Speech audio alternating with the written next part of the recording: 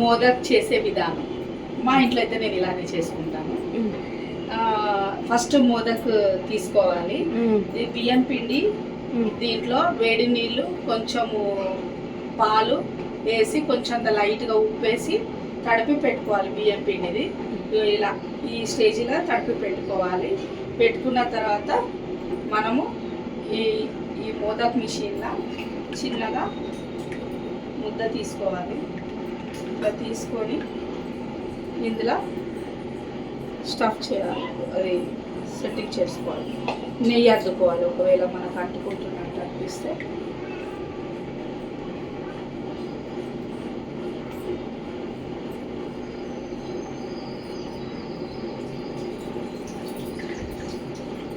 మనకు ఒక షేప్ లాగా రావాలనుకుంటే నీట్గా అప్లై చేయాలి.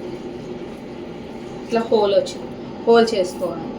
హోల్ చేసుకున్నాక ఇందులో బెల్లము, నువ్వులు, కొబ్బరికాయ కొంచెం కొంచెం తీసుకొని ఇందులో స్టఫ్ చేయాలి.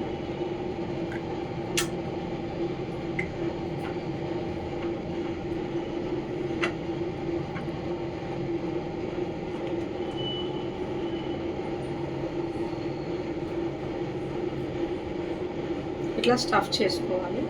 చేసుకొని దీన్ని మళ్ళీ లాక్ చేయాలి. ఇట్లా లాక్ చేయాలి. లాక్ చేసినాక దీన్ని ఓపెన్ చేయాలి. ఇట్లా ఓపెన్ చేసుకోవాలి.